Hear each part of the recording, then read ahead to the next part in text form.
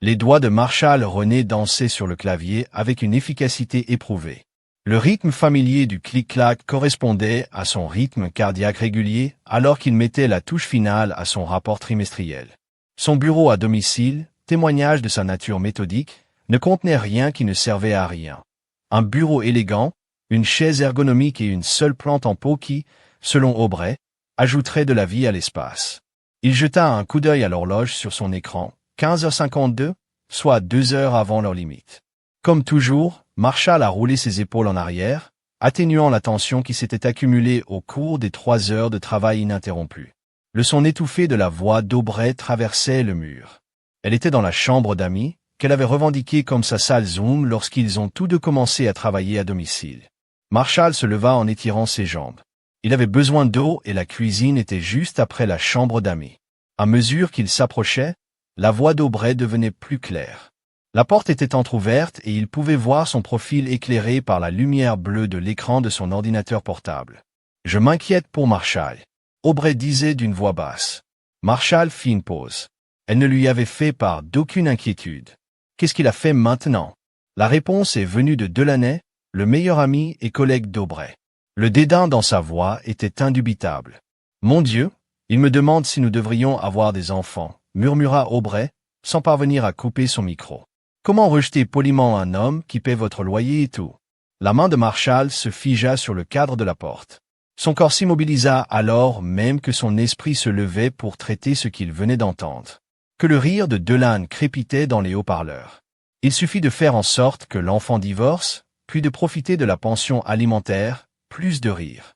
Les épaules d'Aubrey en tremblaient. « Tu es horrible », dit Aubrey, mais elle souriait. « Je suis pratique », répliqua Delaney. Le gars a quoi? 3 immeubles de placement maintenant et ce travail en technologie. Ma fille, tu as décroché le jackpot ennuyeux. Je sais, mais les enfants avec Marshall, pouvez-vous imaginer à quel point l'emploi du temps serait rigide? Désolé, bébé papa, je ne peux pas changer ta couche pour le moment. Ce n'est pas sur la feuille de calcul Excel. Ils se sont à nouveau dissous dans des rires. Marshall s'est éloigné de la porte. Son visage est resté sans expression. Mais quelque chose en lui a changé, une plaque tectonique se déplaçant sous les eaux calmes. Le pouls calme dans ses tempes était le seul signe extérieur que tout avait changé, qu'il est retourné dans son bureau, ses mouvements. Papa ne l'a pas claqué, avec le même soin qu'il a toujours apporté. La trahison n'était pas qu'elle ne voulait pas d'enfant. C'était son choix. La trahison était la moquerie, le calcul, la froide évaluation de ce qu'il valait pour elle. Alors qu'il démarrait sa voiture, une berline intermédiaire pratique qu'il avait achetée avec cash, l'esprit de Marshall avait déjà plusieurs longueurs d'avance. La circulation de l'après-midi à Portland rampait autour de lui. Alors que Marshall conduisait, sans destination particulière, les nuages gris restaient bas, reflétant ses pensées. La pluie tapait doucement sur le toit de sa voiture, créant un rythme apaisant qui l'aidait à penser qu'il n'était pas en colère, pas encore. Cela viendrait plus tard.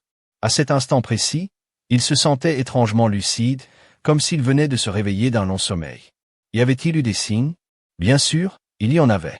Les yeux d'Aubrey s'écarquillent chaque fois qu'il parle de planification de la retraite, son irritation lorsqu'il leur suggère de respecter leur budget. À la façon dont elle l'appelait, mon comptable auprès de ses amis, avec ce petit rire qui le faisait se sentir petit, Marshall s'arrêta sur le parking du Dotes Dîner, un endroit où lui et Aubrey n'avaient jamais été ensemble. À l'intérieur, les cabines en vinyle étaient usées mais propres et le café était fort. Il s'assit près de la fenêtre, commanda un café noir et regarda les gouttes de pluie couler sur le verre. La serveuse posa sa tasse. « Autre chose, Anne? Juste ça pour l'instant, merci. » Quand elle s'éloigna, Marshall sortit son téléphone et fit défiler jusqu'au numéro de sa sœur. Lennox a décroché à la 2e sonnerie. « Ça ferait mieux d'être bon. Je facture $400 de l'heure, a-t-elle dit. Mais il y avait de la chaleur sous son ton vif. À quelle vitesse un homme peut-il disparaître sans laisser de traces tout en gardant tout? Demanda Marshall doucement, sans pause. Marshall, que s'est-il passé?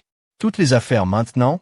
Je viens d'entendre ma femme discuter de la façon de maximiser la pension alimentaire après son divorce.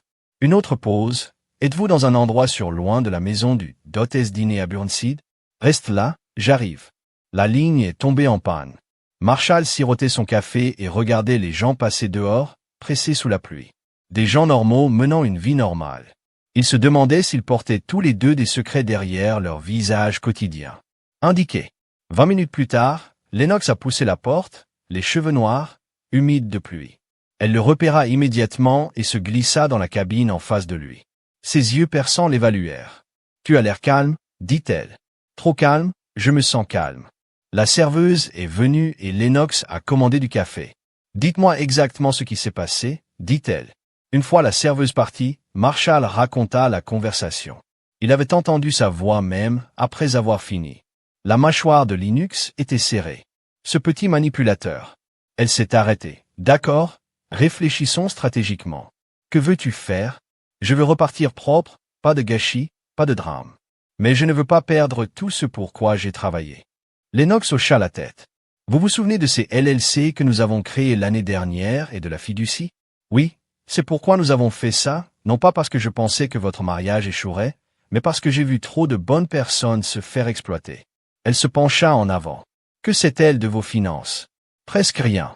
Elle n'a jamais été intéressée au-delà du fait de savoir que nous en avons assez. Bien, c'est bien. Lennox a sorti un bloc-notes juridique et a commencé à écrire. Voici ce que nous allons faire. Tu resteras avec moi ce soir. Demain, nous commencerons à déplacer les actifs tranquillement. Et Aubrey? Le stylo de Lennox s'arrêta. Et elle? Que fera-t-elle quand elle réalisera que je suis parti? Paniquer probablement. Puis mettez-vous en colère, puis essayez de vous retrouver. D'ici là, il sera trop tard. Lennox étudia le visage de son frère. Peux-tu gérer ça? Ça ne va pas être joli. Marshall repensa au rire qu'il avait entendu. Si décontracté, si tranchant. Je peux le gérer. Alors commençons. Aubrey s'est réveillée au son de son téléphone qui bourdonnait. Elle l'attrapa aveuglément, les yeux toujours fermés, s'attendant à trouver le côté du lit de Marshall vide. Il se réveillait toujours avant elle lorsque ses doigts trouvaient son oreiller au lieu de son téléphone. Elle gémit et força ses yeux à ouvrir. La chambre était éclairée par la lumière du matin. Elle plissa les yeux vers l'horloge, 9h27. Marshall serait parti travailler il y a des heures. Son téléphone sonna à nouveau. Elle trouva sur la table de nuit et fronça les sourcils devant l'écran, 17 appels manqués et 47 notifications par SMS. Que diable? La plupart des appels provenaient de Delaney, mais il y en avait aussi plusieurs provenant de numéros inconnus. Elle a ouvert les textes de Delaney en premier. « Mon Dieu, ma fille, appelle-moi et écris. Noé Bray. Sérieusement, que se passe-t-il? Votre voiture a été refusée au déjeuner. Je devais le faire. » Aubrey se redressa et soudain, bien réveillée, elle fit défiler d'autres messages, plusieurs de son propriétaire, un de Netflix, 2 de la compagnie d'électricité. Elle a cliqué sur le message d'un propriétaire. « Madame René, votre paiement automatique a échoué. Veuillez effectuer le paiement immédiatement pour éviter les frais de retard. » Qu'est-ce que c'est? Elle sauta du lit et attrapa son sac à main, en sortant son portefeuille. Sa carte de débit était là, exactement comme elle l'était toujours. Elle a repris son téléphone et a ouvert son application bancaire. La connexion a échoué. Elle a réessayé, mais a échoué. Son cœur commença à s'emballer. Elle a ouvert une application Netflix sur son téléphone pour être accueillie par un message. Profil supprimé. Marshall. La maison répondit par le silence. Aubrey courut au bureau de Marshall et ouvrit la porte. Tout semblait normal, son bureau était bien rangé, sa chaise enfoncée, mais son ordinateur portable avait disparu. Le numéro de Marshall est allé directement sur la messagerie vocale. « Marshall, qu'est-ce qui se passe? Mes cartes ne fonctionnent pas. » Elle a raccroché et a réessayé. « Marshall? Non, c'est moi. » Delaney a dit. « Qu'est-ce qui se passe? Ma voiture a été refusée hier au déjeuner et maintenant tout le monde au travail reçoit ces emails étranges concernant le gel des budgets du projet. »« Je ne sais pas, » dit Aubrey, sa voix tremblante. Marshall est parti, il ne répond pas à son téléphone et je ne peux accéder à aucun de nos comptes. Parti? Que veux-tu dire par parti? Je veux dire, il n'est pas là et je pense qu'il m'a exclu de tout. Il y a eu une pause à l'autre bout du fil. Vous ne pensez pas qu'il nous a entendus hier, n'est-ce pas? Une attente froide s'est installée dans l'estomac d'Aubrey. Le Zoom a appelé la blague sur la pension alimentaire. Je n'avais même pas pensé à vérifier si la porte de son bureau était fermée. « Oh mon Dieu !» murmura-t-elle, « écoute-moi. » Delaney a dit d'une voix aiguë, « Tu dois le trouver maintenant. S'il te coupe la parole, tu dois aller de l'avant. » Comment? Je détestais l'aîné de Marshall, ma sœur, avec ses yeux critiques et son évaluation froide. Appelle-la. Va à son bureau si tu ne peux pas. Tu peux et tu le feras. Écoute, j'ai des relations à la banque. Je peux passer quelques appels pour voir si nous pouvons rouvrir vos comptes, mais vous devez trouver Marshall avant qu'il ne fasse quelque chose de faux. Aubrey a raccroché et a immédiatement appelé le bureau de Lennox. La réceptionniste a répondu avec une phrase nette, droit de la famille. Comment puis-je diriger votre appel? Je dois parler à Lennox Ward immédiatement. C'est sa belle-sœur? Aubrey. René, je suis désolé, M. Ward n'est pas disponible pour le moment. Voulez-vous laisser un message? Dis-lui que c'est une urgence, mon mari a disparu. Je vais le transmettre. Puis-je avoir votre numéro de rappel? Aubrey a donné son numéro et a raccroché. Construction de frustration. Elle a réessayé Marshall, messagerie vocale. Elle regarda autour de la chambre, leur chambre, se sentant soudain comme une étrangère dans sa propre maison. Les photos encadrées de leur mariage, les tables de nuit assorties, les draps coûteux sur lesquels elle avait insisté, tout cela ressemblait à un décor de scène, désormais accessoire dans une pièce qui venait de prendre une tournure inattendue. Son téléphone sonnait avec un SMS provenant d'un numéro inconnu. C'est Linux.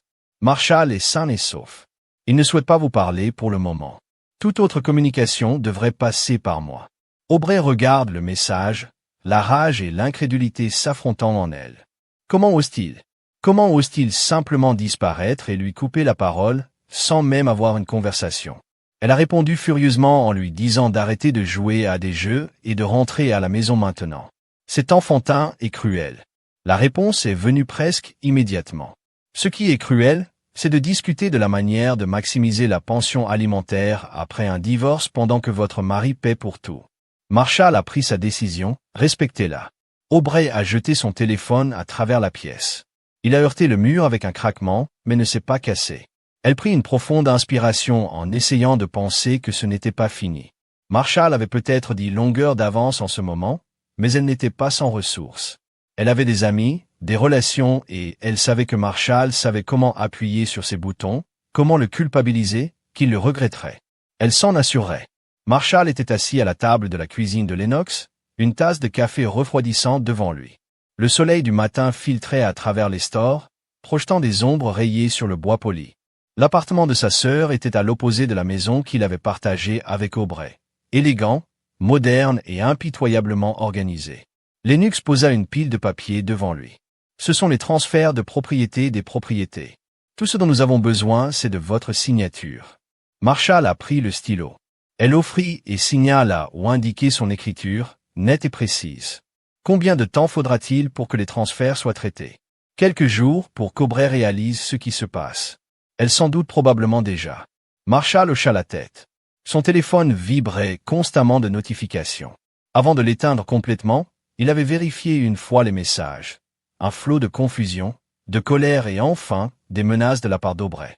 Elle a appelé mon bureau 6 fois, a déclaré Linux, triant les papiers signés dans des dossiers et elle est arrivée hier pour demander à me voir.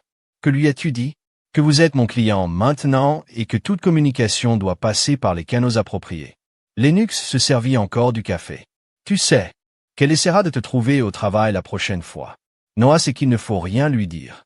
Marshall faisait implicitement confiance à son ami et collègue. Noah était celui qui l'avait aidé à vider son bureau pendant le week-end, alors qu'il était vide. Bien, Lennox a étudié le visage de son frère. Comment vas-tu? Marshall réfléchit à la question. Le choc initial s'était estompé, remplacé par une détermination froide et constante. Je vais bien, tu ne vas pas bien. Personne n'irait bien. Après ce que vous avez entendu, il a haussé les épaules. Je suis en train de comprendre. Marshall, Lennox a posé sa tasse de café. Tu as toujours su qu'elle te trahirait. Je l'ai vu depuis le début. Je ne pensais tout simplement pas qu'elle en rirait. Les mots sortirent plus doucement qu'il ne l'avait prévu. Lennox tendit la main par-dessus la table et lui serra la main, un geste d'affection rare de la part de sa sœur habituellement stoïque. Je sais que je suis désolé. Marshall retira sa main et retourna aux journaux. Quelle est la prochaine étape? Nous finissons de séparer vos finances. Les SARL que nous avons créés l'année dernière protégeront les propriétés locatives. La fiducie possède vos actions et les startups technologiques. Le seul compte joint était le compte courant, qui est désormais gelé. Et la maison? C'est à ton nom. Seulement, Elle n'a jamais voulu avoir une hypothèque parce qu'elle a dit que cela ruinerait sa cote de crédit. Marshall a terminé, elle avait toujours une excuse. Eh bien, ces excuses lui ont coûté la moitié de vos biens. Linux a rassemblé les dossiers. J'ai un rendez-vous avec la banque cet après-midi pour m'assurer que tout est sécurisé. Ils ont déjà signalé les comptes pour fraude potentielle, donc même si elle essaie d'y accéder, elle ne peut pas. Marshall hocha la tête, passant déjà aux étapes suivantes. Je dois trouver un nouvel endroit où vivre. Il n'y a pas d'urgence. Tu peux rester ici aussi longtemps que tu en as besoin, je sais, mais j'ai besoin de mon propre espace. Il avait besoin de reconstruire pour créer quelque chose qui lui appartenait exclusivement. J'aurai mon contact immobilier. Appelez-vous le vérificateur Linux. Regarde, je dois aller au tribunal. Est-ce que tu iras bien ici? Oui, j'ai du travail à faire de toute façon. L'entreprise technologique comprenait depuis un certain temps son besoin de travailler à distance. Après le départ de Lennox, Marshall a ouvert son ordinateur portable et s'est connecté à son compte professionnel. Il y a eu plusieurs nouveaux messages de Noah. Il a répondu brièvement, assurant à son ami qu'il allait bien et qu'il serait de retour au bureau. Bientôt, il ouvrit un nouveau document et commença à taper une liste de tout ce qu'il avait partagé avec Aubrey, tout ce qui avait besoin d'être récupéré ou remplacé. C'était une longue liste. Son téléphone sonnait avec un SMS provenant d'un numéro inconnu. Il l'ignora presque, supposant que c'était Aubrey qui utilisait le téléphone de quelqu'un d'autre, mais la curiosité prit le dessus sur lui. « Salut, Marshall, voici Gwen du travail. Noah t'a donné un nouveau numéro. J'espère que ça va. Je voulais juste vérifier que tu vas bien. Les choses sont bizarres ici sans toi. » Marshall a hésité puis a répondu « Merci, Gwen, je vais bien, je prends juste un peu de temps personnel. » La réponse est venue rapidement. Bon à entendre. D'ailleurs, j'ai effectué un stage chez Cascade Marketing avant de rejoindre votre équipe. C'est là qu'Aubrey travaille. C'est vrai, le petit monde. Marshall regarda le message et quelque chose se mit en place. Gwen, l'analyste discrète qui a rejoint son équipe il y a 6 mois. Il n'a jamais fait le lien selon lequel elle aurait pu travailler avec Aubrey. Très petit. Il a répondu. Nous devrions parler quand je serai de retour au bureau. J'attendais avec impatience la réponse. Marshall posa son téléphone, ressentant les premiers frémissements de quelque chose d'autre qu'un froid détachement. Pas exactement un espoir, mais peut-être une voie à suivre qu'il n'avait jamais vue auparavant. Le souvenir frappa Marshall alors qu'il déballait ses quelques affaires dans la chambre d'amis de Linux. C'était avait été leur 3e anniversaire. Il avait réservé un dîner dans le restaurant préféré d'Aubrey, un endroit trop cher du centre-ville avec des portions minuscules et des majorations de vin exorbitantes. Mais ce matin-là, en parcourant le courrier, il trouva un relevé de carte de crédit adressé à Aubrey. « Qu'est-ce que c'est ?» avait-il demandé. Brandissant l'enveloppe, Aubrey l'avait arrachée de sa main. « Juste une carte de magasin en cas d'urgence. Nous avons des fonds d'urgence, a-t-il souligné, et le plafond est de 15 000 $. Mon Dieu, Marshall, est-ce que tu dois tout microgérer? Elle avait roulé des yeux. Certains d'entre nous aiment avoir un peu de liberté. La liberté de faire quoi? Accumuler des dettes que nous ne pouvons pas rembourser. Et voilà, c'est reparti pour la conférence sur la budgétisation. Vous savez quoi? Oublie ça. Conservez vos feuilles de calcul et votre compte d'épargne. Certains d'entre nous veulent en fait vivre un peu. La dispute s'était intensifiée. Le dîner a été annulé et le lendemain, Aubrey était rentré à la maison avec des sacs de courses provenant de 3 magasins de créateurs différents. « Mon argent, mon choix », avait-elle dit avec défi. Marshall avait laissé tomber, parce que c'était ce qu'il avait fait. Il s'adaptait, faisait de la place à son approche chaotique des finances. Il pensait que c'était un compromis.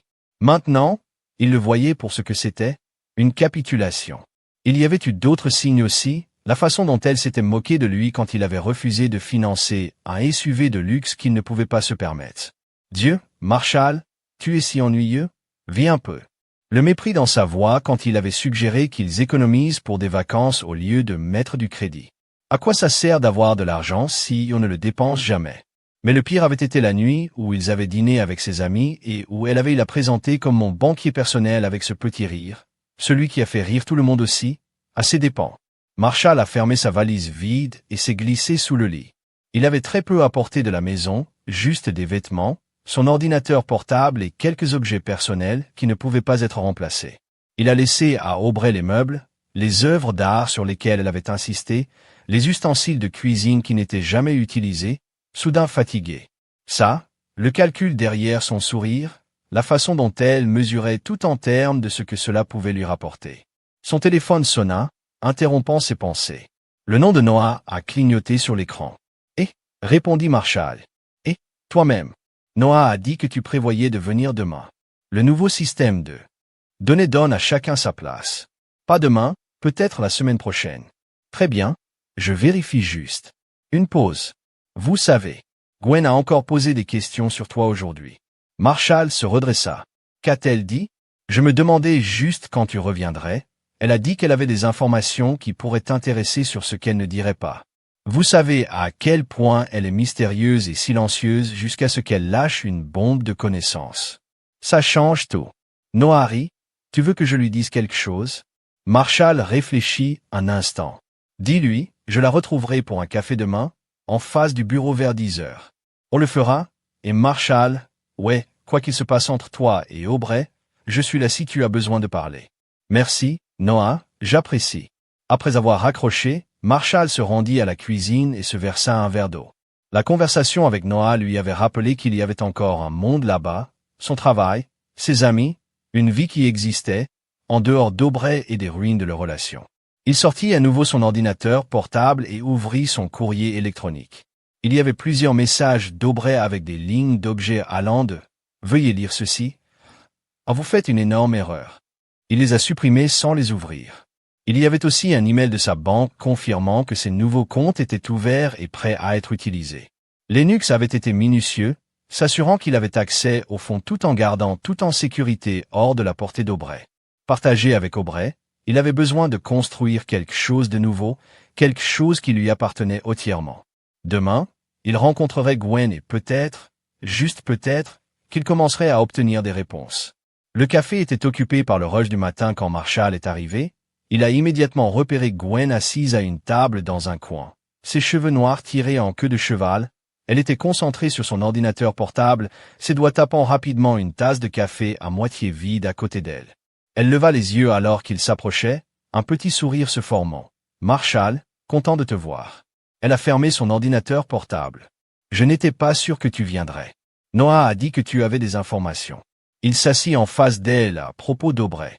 Gwen hocha la tête, son expression devenant sérieuse. « Lors de mon stage chez Cascade Marketing, j'ai travaillé directement sous la direction de Delaney Cruz, l'ami d'Aubrey. Je sais qui Delaney a raison. Eh bien, il n'était pas vraiment professionnel. » La voix de Gwen baissa. Je les entendais pendant les pauses café parler de leurs relations, de leurs habitudes de dépenses, des hommes. Il voyait la main de Marshall se serrer autour de sa tasse de café. Homme, pluriel. Gwen avait l'air mal à l'aise. Je ne veux pas exagérer. Je pensais juste que tu devrais le savoir. Les choses qu'elle disait ne ressemblaient pas à celles de femmes engagées dans des relations honnêtes. J'apprécie ton inquiétude, Gwen, mais Aubrey et moi sommes séparés maintenant. Ce qu'elle a fait ou n'a pas fait n'a plus d'importance. Gwen l'étudia un instant. Tu n'y crois pas vraiment. Elle avait raison.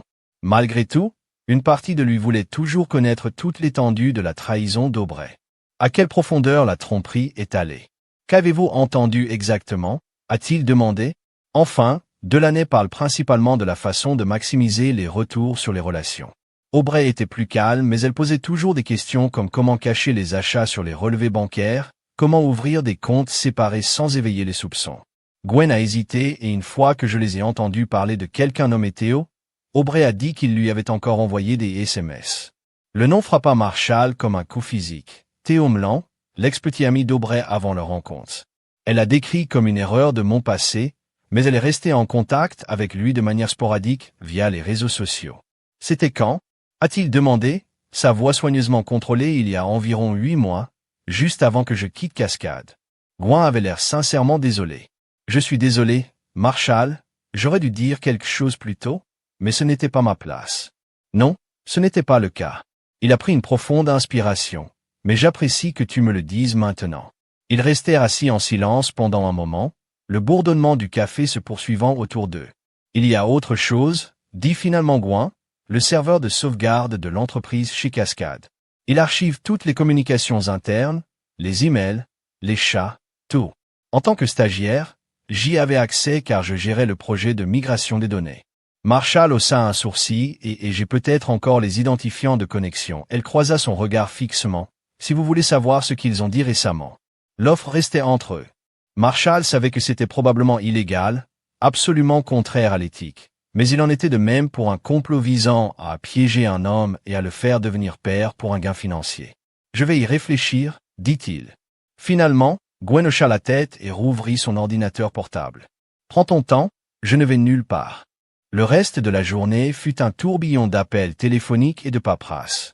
Marshall a rencontré le banquier de Linux qui l'a aidé à ouvrir de nouveaux comptes sous son nom. Seulement, il a appelé les sociétés de services publics de la maison, transférant les services au nom d'Aubray ou les annulant purement et simplement. Il a annulé le forfait téléphonique commun, les abonnements au streaming, le service de livraison de repas, puis, un par un, il a rompu les liens qui liaient sa vie à celle d'Aubray. Lennox a appelé vers midi. « Comment ça va? »« C'est presque fini, » dit Marshall en cochant un autre élément sur sa liste. « Il ne reste plus que l'assurance automobile. »« La Mercedes est à ton nom ?» lui rappela Lennox. « Vous pouvez le signaler volé. Si elle ne le rend pas, laissez-la le garder pour l'instant. Cela lui donnera un faux sentiment de sécurité. » Lennox rit. « Tu as plus froid que moi, petit frère, et ça veut dire quelque chose. » Après avoir raccroché, le téléphone de Marshall a sonné avec un SMS de Gwen. « Si vous êtes toujours intéressé, j'ai quelque chose à vous montrer. Pouvez-vous vous retrouver au parc près du bureau à 16 heures? » Marshall regarda le message pendant un long moment avant de répondre. « J'y serai à 16 heures précises. » Marshall trouva Gwen assise sur un banc près de la fontaine centrale du parc. Elle avait un dossier sur ses genoux et regardait les pigeons picorer les miettes à proximité. « Tu es venu, dit-elle alors qu'il s'asseyait à côté d'elle. Tu as dit que tu avais quelque chose à me montrer. » Gwen lui tendit le dossier. « Je les ai imprimés. J'ai pensé que ce serait mieux que de les envoyer par voie électronique. » Marshall ouvrit le dossier et trouva plusieurs pages de journaux de discussion imprimés. L'horodatage indiquait qu'il datait de la veille entre Aubray et Delaney. Aubray, il m'a complètement fantôme. Tous les comptes d'utilitaires gelés à mon nom. Maintenant les téléphones sont déconnectés, Delaney. Et la voiture? Aubray, tu l'as toujours? Probablement un oubli de sa part, Delaney, ou un piège. Fais attention, Aubray. Je dois le trouver. Fais-le me parler. Delaney, pourquoi s'embêter? Invoquer simplement une détresse émotionnelle. Prends un bon avocat et prends la moitié de ses affaires. Aubray, ce n'est pas si simple. Il a toujours été bizarre à l'idée de garder les choses séparées. Je ne sais même pas ce qu'il vaut, Delaney. Il est temps de jouer salement. Alors tu ovules toujours. Le ventre de Marshall s'est serré au prochain échange. Aubray, Delaney. Je ne vais pas le piéger avec la grossesse. Delaney, pourquoi pas? C'est un revenu garanti pendant 18 ans. Aubray, parce que je devrais d'abord coucher avec lui, et ça n'arrive pas. Delaney, c'est des temps désespérés, ma fille. Mais il y a toujours un plan B, Aubray.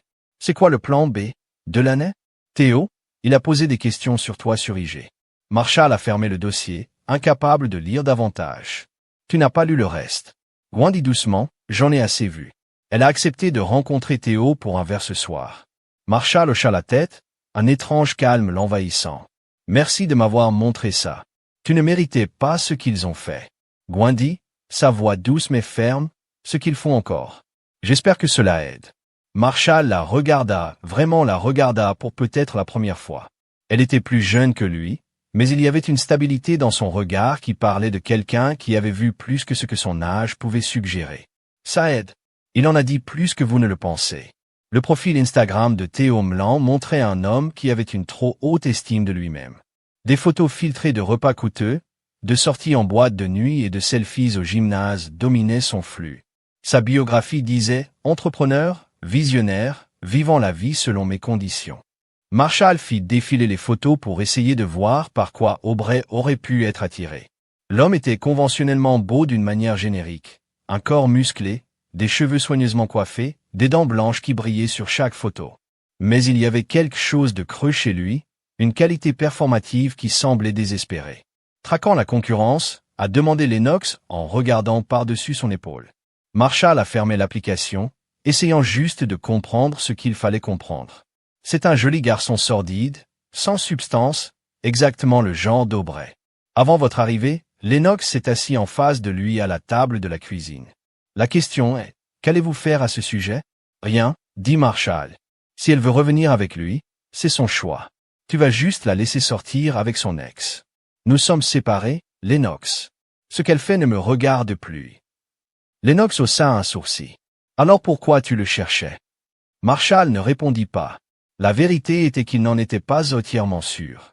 Ce n'était pas de la jalousie. Cette émotion semblait trop simple pour l'enchevêtrement complexe de sentiments en lui. C'était plutôt une confirmation. Chaque nouvelle trahison renforçait sa détermination, cimentant sa décision de retirer Aubrey de sa vie. Son téléphone sonna avec un message de Gwen. Ils se sont rencontrés au Riverside Lounge et sont partis ensemble à 23h43. Marshall regarda le texte. Il n'avait pas demandé à Gwen de les suivre. Le fait qu'elle ait pris sur elle de le faire était à la fois inquiétant et étrangement touchant. « Tu n'aurais pas dû faire ça. » Il a répondu. « De toute façon, j'y retrouvais des amis, je les ai justement vus. » Que ce soit vrai ou non, Marshall ne pouvait pas le dire.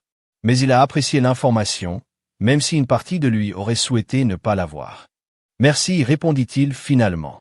Puis, après un moment de réflexion, il ajouta. « Mais s'il vous plaît, ne vous mettez pas dans des situations inconfortables à cause de moi.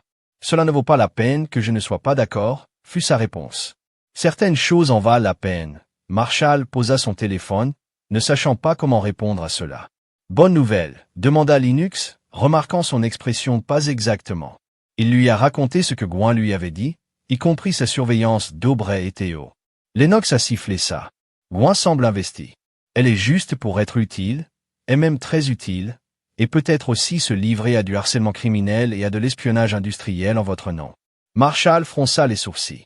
Dit ainsi, cela semble problématique. C'est problématique, mais aussi potentiellement utile. L'expression de Lennox est devenue pensive. Soyez juste prudent, assurez-vous qu'elle sache où se trouvent les limites. Le lendemain matin, Marshall s'est réveillé tôt et est allé courir pour essayer de se vider la tête. La ville était calme à 6 heures. Les rues encore humides à cause de la pluie de la nuit. Il courut jusqu'à ce que ses jambes soient douloureuses et que ses poumons brûlent, se poussant plus fort que d'habitude.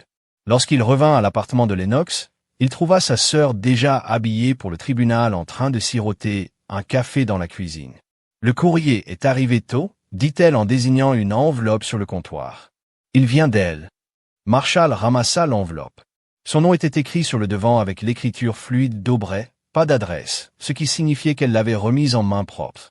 Pour dire les choses maintenant, mais plus tard, après que Lennox soit parti pour le tribunal, Marshall s'est retrouvé à récupérer l'enveloppe déchirée de la poubelle. Il l'a reconstituée suffisamment pour extraire la lettre à l'intérieur. « Marshall, je sais que tu as tout à fait le droit de l'être. Ce que tu as entendu lors de cet appel Zoom était inexcusable, mais ce n'est pas une excuse, tu dois croire ça. Point je manque toi, la maison semble vide sans toi. Quoi que tu penses que j'ai fait, nous pouvons y arriver ensemble. Je vous aime. Je t'ai toujours aimé. Ne jetez pas tout ce sur quoi nous avons construit. » Une erreur stupide. Qu'Aubrey Marshall a lu la lettre 2 fois, à la recherche de sincérité et à en trouver aucune. Juste plus de manipulation, plus de mensonges. L'Aubrey qui a écrit cette lettre était le même Aubrey qui avait ri de le divorcer et de collecter une pension alimentaire. La même Aubrey qui avait rencontré son ex-petite amie pour boire un verre. Moins d'une semaine après le départ de Marshall, il a déchiré la lettre en petits morceaux et les a à nouveau jetés. Cette fois, il n'a pas regardé en arrière.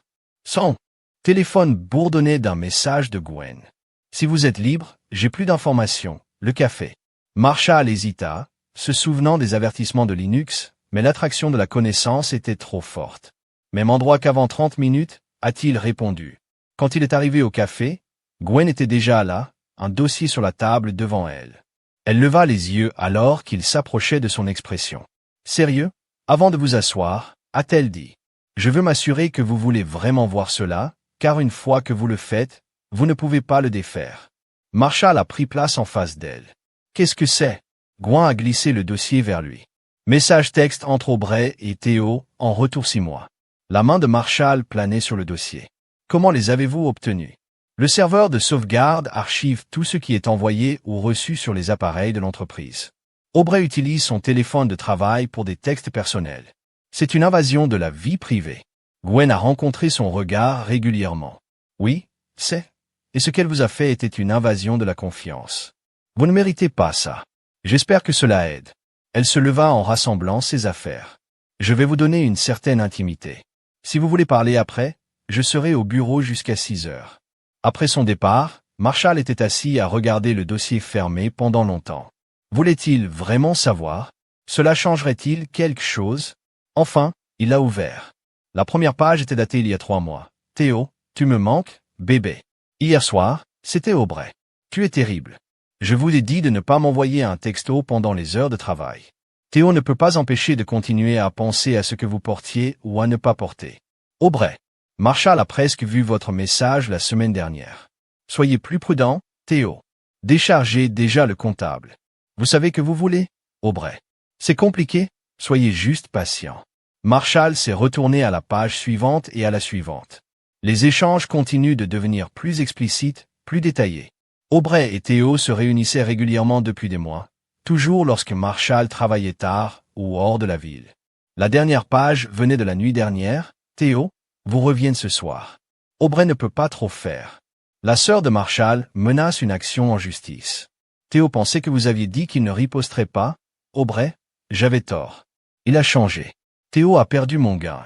Les portes s'ouvrent quand vous êtes prêt, bébé. Marshall a fermé le dossier, un étrange sentiment de calme qui se lave sur lui. La colère à laquelle il s'attendait n'est pas venue.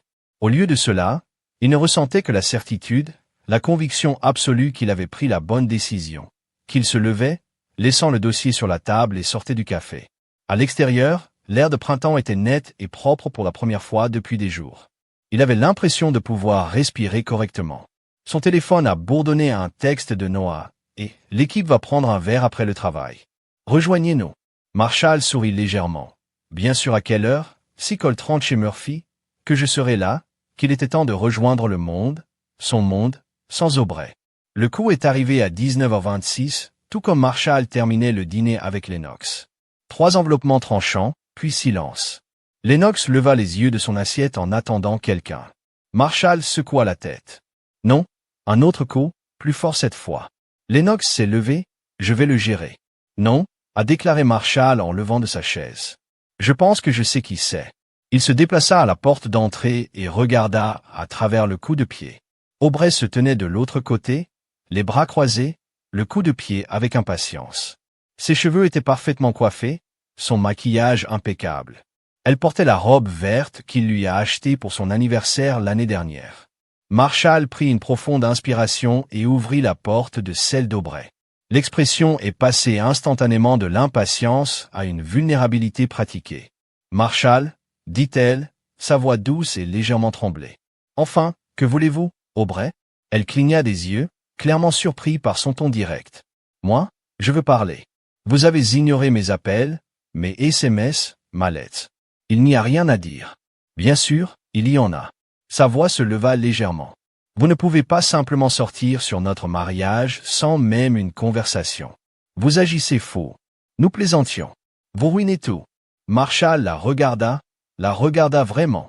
La manière prudente qu'elle avait organisé ses traits en expression de blessure, la vulnérabilité calculée dans sa position. Avait-elle toujours été aussi transparente? Non, dit-il tranquillement, tu as fait ça. Je termine juste les documents. Le masque d'Aubrey a glissé juste pour un instant, révélant la colère en dessous. Il s'agit de cet appel de Zoom stupide, n'est-ce pas? Dieu, Marshall, c'était une blague. Les gens disent des choses qui ne signifient pas tout le temps. Vous n'avez jamais fait de blagues sur moi, pas su vous exploiter pour de l'argent. Non, ce n'est pas juste. Vous le sortez complètement de son contexte. Marshall n'a rien dit, a continué à la regarder avec le même regard constant que la stratégie d'Aubrey a changé. Des larmes ont jailli dans ses yeux. S'il vous plaît, Marshall, tu me manques. Je vous aime. Quoi que vous pensiez que j'ai fait, nous pouvons y travailler. C'est de cela qu'il s'agit. Travailler dans les moments difficiles, est-ce ce que vous faisiez avec Théo? Travailler à travers des moments difficiles? La couleur s'écoulait du visage d'Aubrey. Quel blanc Théo, votre ex, celui avec qui vous avez dormi depuis 6 mois. Ce n'est pas vrai. Qui vous a dit que sa voix avait perdu sa douceur, maintenant devenant tranchante avec la panique que vous avez fait? Chaque fois que vous avez menti sur le travail tard, chaque fois que vous rentrez chez vous en sentant la colère de quelqu'un d'autre et affirmez que c'était en étreignant un collègue. Chaque texte que vous pensiez que je ne verrais pas l'expression d'Aubrey endurcie. Tu m'espionnes. Je n'ai pas eu à le faire. Vous n'étiez pas exactement attention. C'est faux. Vous faites des accusations en fonction de rien. Arrêtez de mentir. Aubrey, c'est fini. Elle a fait un pas en avant, le désespoir en remplacement de la vulnérabilité calculée. Ça n'a pas à l'être. Nous pouvons aller au counseling. Nous pouvons recommencer. S'il vous plaît, Marshall, ne jetez pas tout ce que nous avons construit. Nous n'avons rien construit. Dit Marshall, sa voix, calme et ferme. Je l'ai construit, vous venez de vivre dedans. De la porte derrière lui, la voix de Lennox a traversé la tension. Je pense qu'il est temps pour vous de quitter Aubrey. Le regard d'Aubrey s'est déplacé vers Lennox, debout sur le porche avec une tasse de café, regardant la confrontation. Avait l'air agité. Nous aurions besoin de temps pour enquêter. Votre honneur. Cette révélation est une surprise complète pour mon client. J'imagine que c'est le cas. Le juge a dit sèchement. Voici ce que nous allons faire. Je refuse la requête d'urgence pour le soutien du conjoint à cette époque en attendant la vérification du statut de mariage. Mademoiselle Denham, vous avez 2 semaines pour fournir une preuve qu'il existe un mariage valide. Madame Ward, j'attends une divulgation financière complète de votre client dans le même laps de temps en cas de preuve à venir. Il a frappé son gavel. Nous sommes ajournés jusqu'au 3 mai à 9 heures. Alors qu'ils ont cloué hors de la salle d'audience, Marshall a attrapé le regard d'Aubrey à travers l'allée. Ses yeux étaient remplis de fureur et d'incrédulité. Elle a commencé vers lui, mais son avocat lui a attrapé le bras, lui chuchotant de toute urgence dans son oreille. À l'extérieur, sur les marches du palais de justice, Lennox s'est permis un petit sourire de satisfaction. Cela est allé encore mieux que prévu. Avez-vous vu son visage? Marshall hocha la tête, se sentant étrangement creux. La victoire n'a pas apporté la satisfaction qu'il avait prévue. Elle pensait vraiment qu'elle m'avait. Elle pensait qu'elle était plus intelligente que toi. Lennox a corrigé, c'était son erreur. Elle vous a sous-estimé dès le début. Alors qu'il se dirigeait vers le parking, le téléphone de Marshall a bourdonné un texte de Noah. Comment ça s'est passé? Mieux que prévu? A-t-il répondu. Je vais vous remplir demain. Un autre texte est passé, celui-ci de Gwen, pensant à vous aujourd'hui. J'espère que tout s'est bien passé. Marshall s'arrêta puis tapait. Ça l'a fait. Merci pour tout. Sa réponse a été immédiate. Vous ne méritiez pas ce qu'elle vous a fait. Je suis juste content de pouvoir aider ça. Et dans la voiture. Lennox regarda son téléphone. Vos amis de travail se rendent. Oui, a déclaré Marshall, en rangeant le téléphone. Ils ont soutenu, en particulier Gwen. Je parie, a déclaré Lennox avec un regard en connaissance. Marshall n'a pas répondu, mais pour la première fois depuis des semaines, il a ressenti quelque chose comme l'anticipation pour l'avenir. Pas exactement le bonheur, mais la possibilité.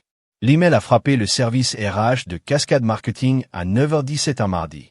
Il contenait un enregistrement d'un appel de Zoom.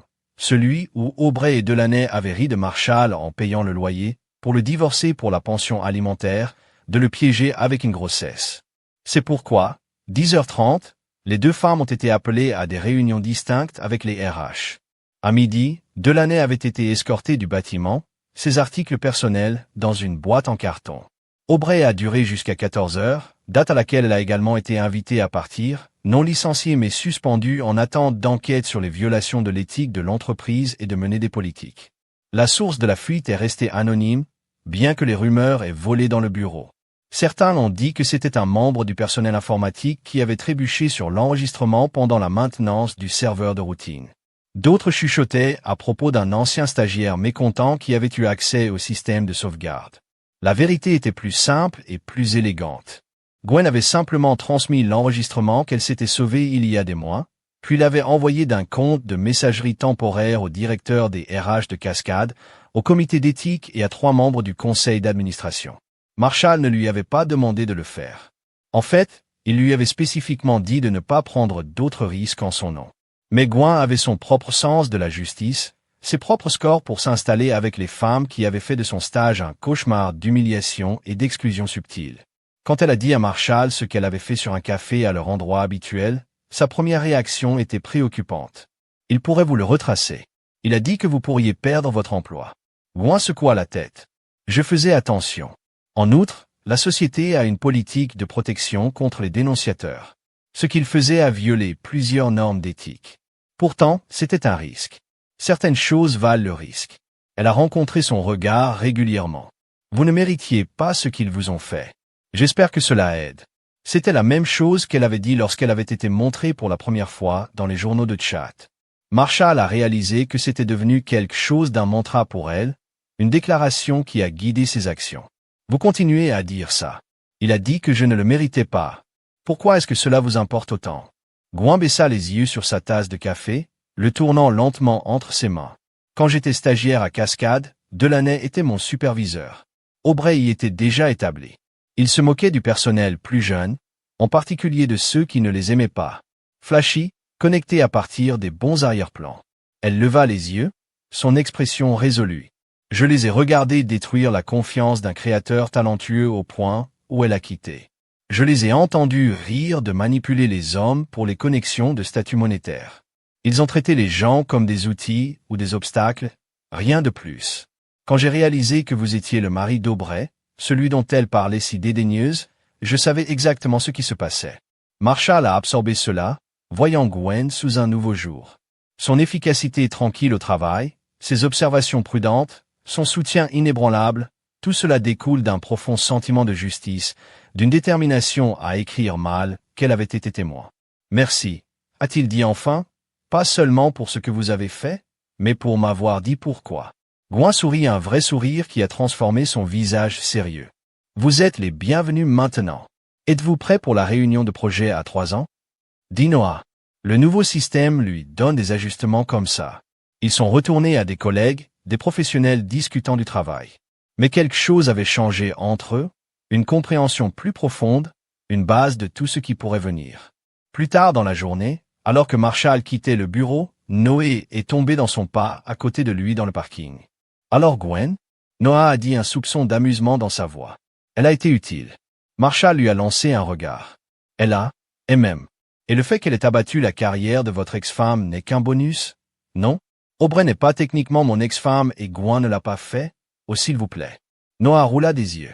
L'email anonyme qui vient de contenir un enregistrement selon lequel seul quelqu'un ayant accès au serveur de sauvegarde de Cascade pourrait avoir le même jour après. Vous avez mentionné en passant que vous souhaitiez qu'il y avait un moyen de les tenir responsables.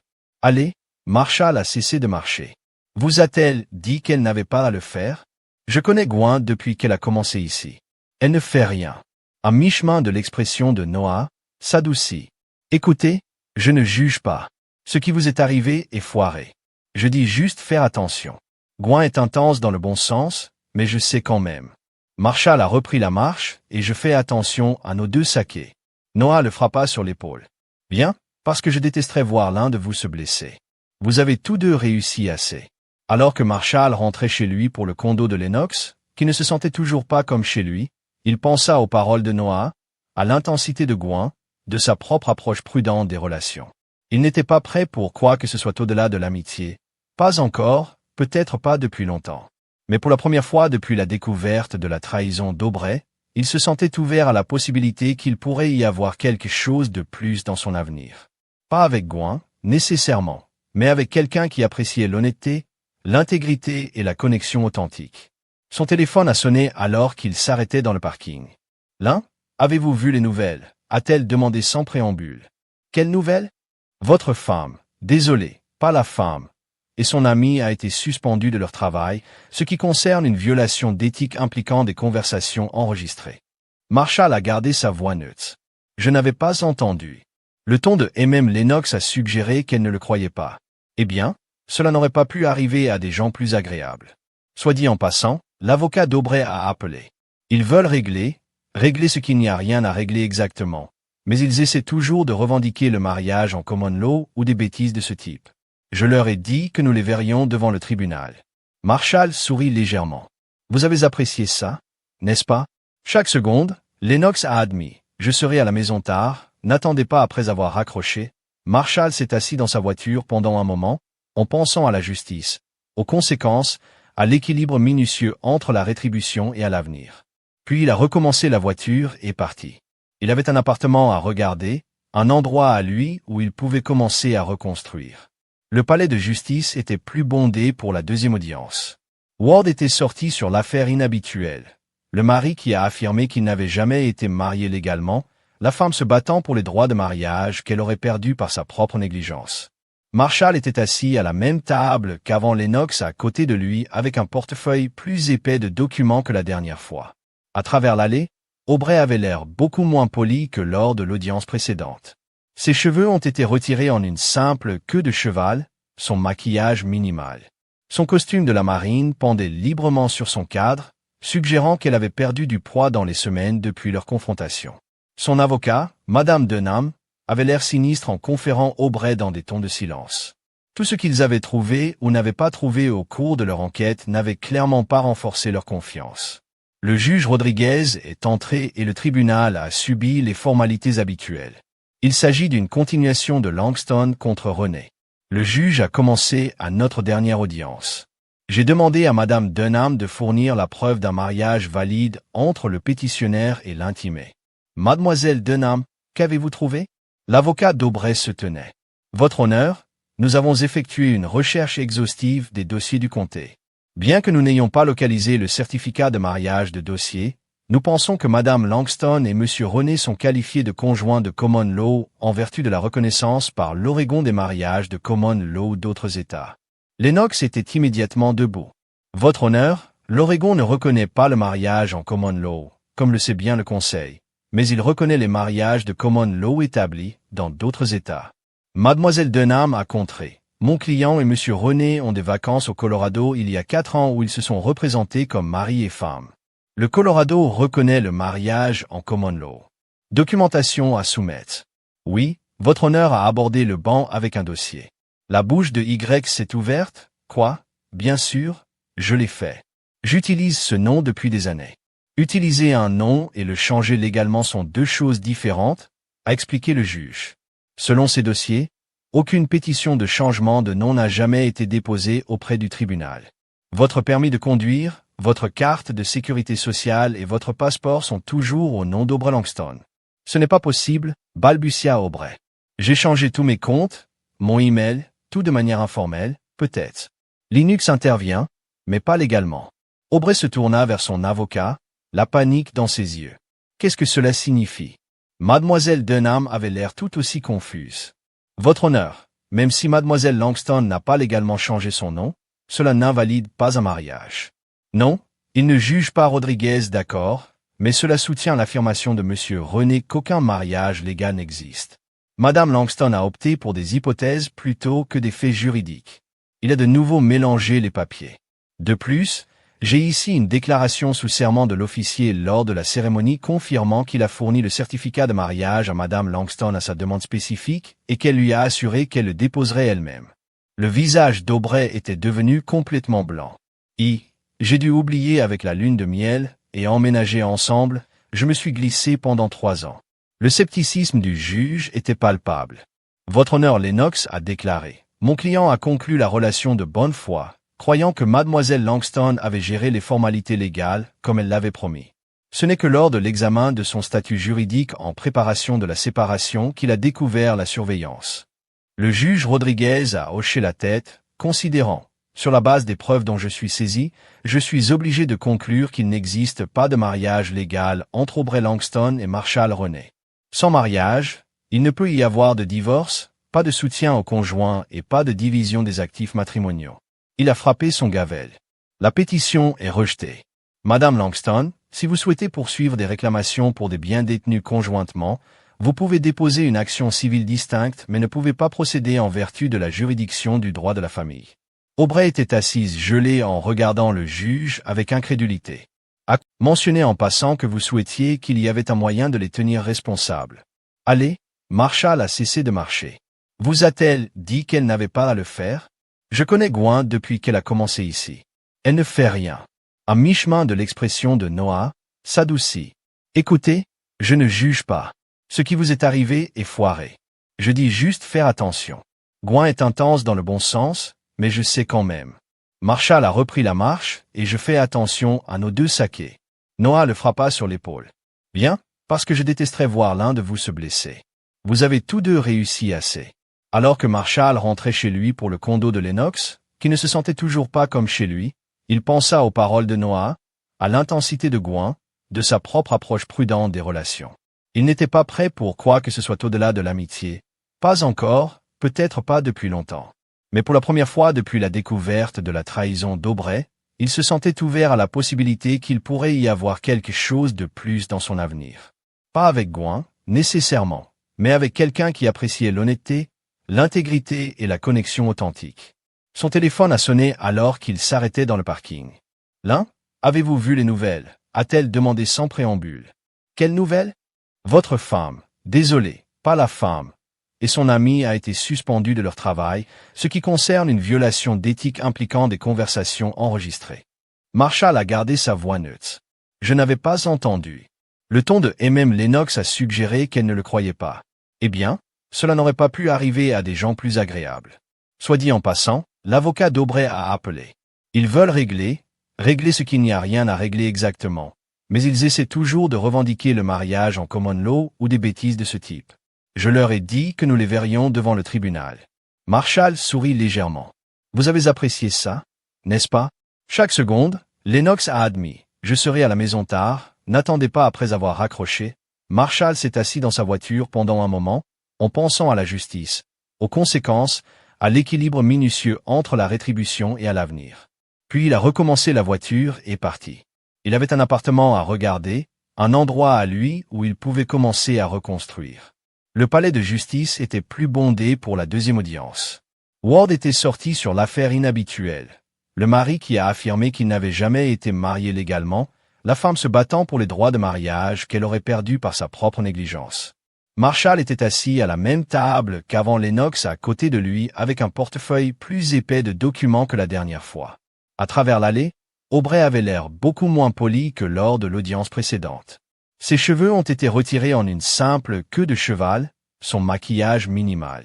Son costume de la marine pendait librement sur son cadre, suggérant qu'elle avait perdu du poids dans les semaines depuis leur confrontation. Son avocat, Madame Dunham, avait l'air sinistre en conférant Aubrey dans des tons de silence.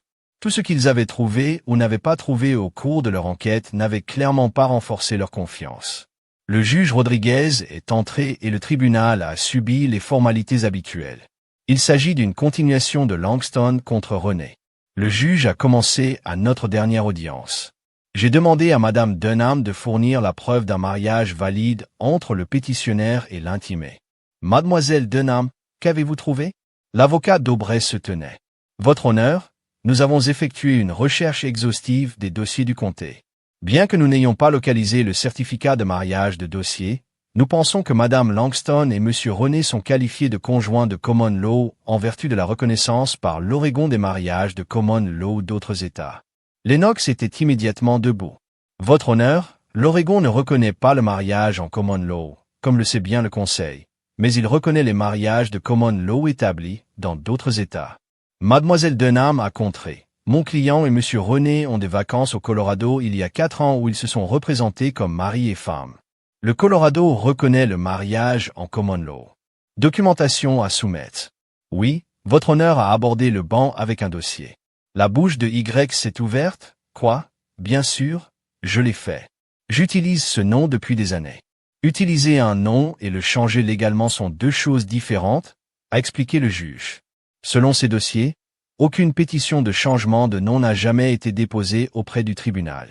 Votre permis de conduire, votre carte de sécurité sociale et votre passeport sont toujours au nom d'Aubrey Langston. Ce n'est pas possible, balbutia Aubrey. J'ai changé tous mes comptes, mon email, tout de manière informelle, peut-être. Linux intervient, mais pas légalement. Aubrey se tourna vers son avocat, la panique dans ses yeux. Qu'est-ce que cela signifie? Mademoiselle Dunham avait l'air tout aussi confuse. Votre honneur, même si Mademoiselle Langston n'a pas légalement changé son nom, cela n'invalide pas un mariage. Non, il ne juge pas Rodriguez d'accord, mais cela soutient l'affirmation de Monsieur René qu'aucun mariage légal n'existe. Madame Langston a opté pour des hypothèses plutôt que des faits juridiques. Il a de nouveau mélangé les papiers.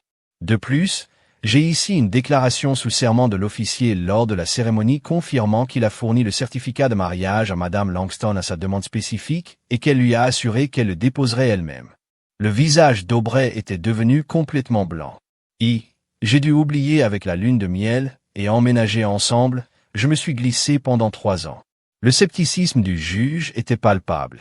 Votre honneur Lennox a déclaré. Mon client a conclu la relation de bonne foi, croyant que mademoiselle Langston avait géré les formalités légales comme elle l'avait promis.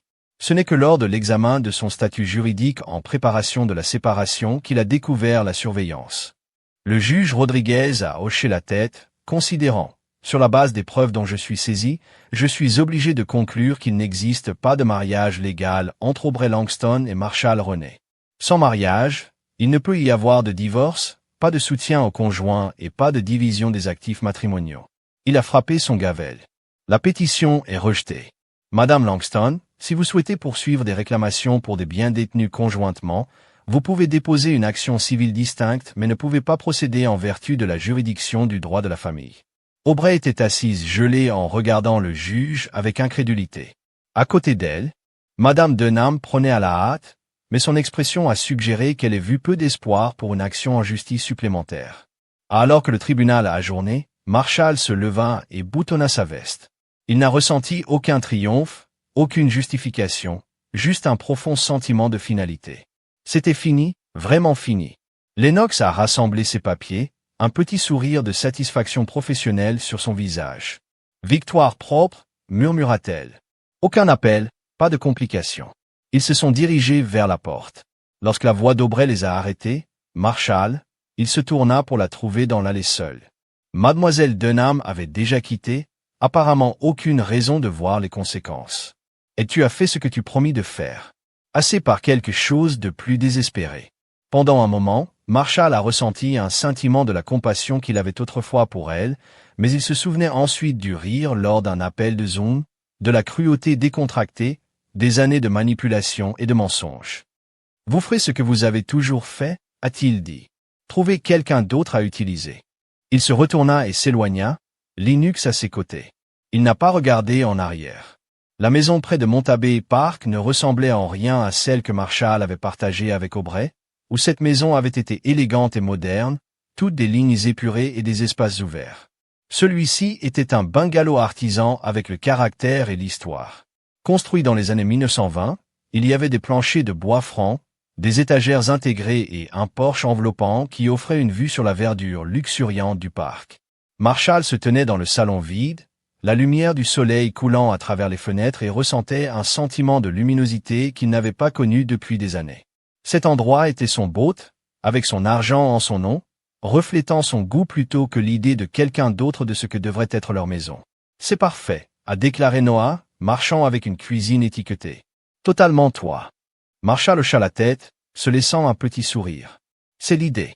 Le mois dernier avait été un tourbillon d'activités. Après que le tribunal a rejeté la pétition d'Aubrey, Marshall s'était mis à la reconstruction de sa vie.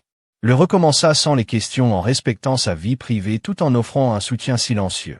Et maintenant, un samedi ensoleillé, ses amis l'ont aidé à déménager dans sa nouvelle maison.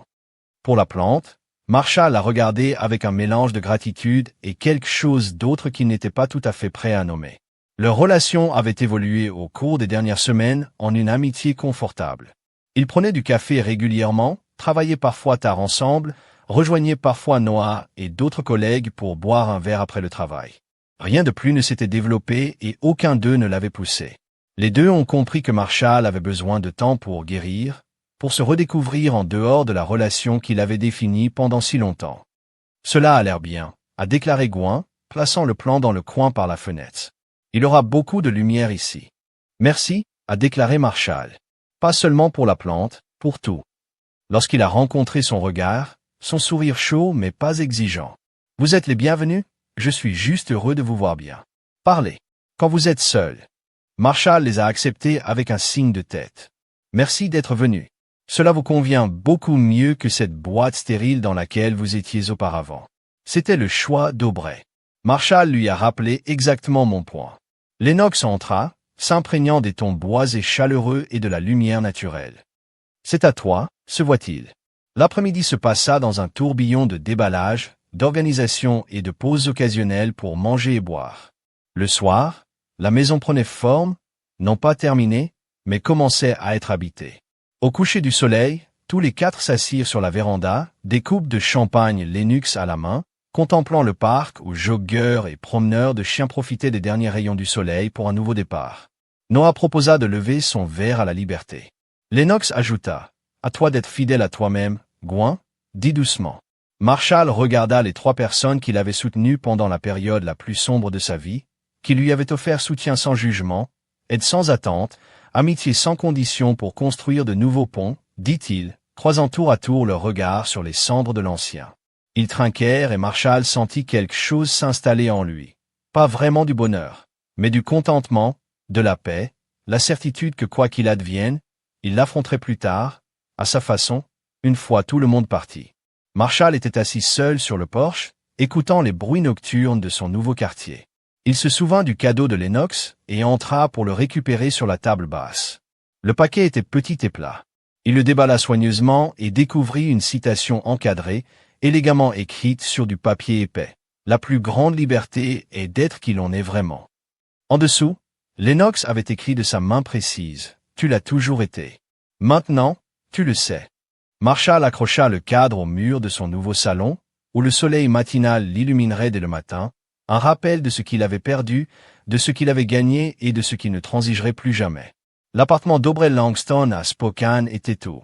Sa maison à Portland ne l'avait pas été. Petite, fonctionnelle, peu meublée. La lumière grise de novembre filtrant à travers les stores bon marché n'éclairait en rien les murs beiges, ni la moquette usée. Elle était assise au bord de son lit, les yeux rivés sur son téléphone. L'écran n'affichait aucun nouveau SMS, aucun appel manqué, aucune notification.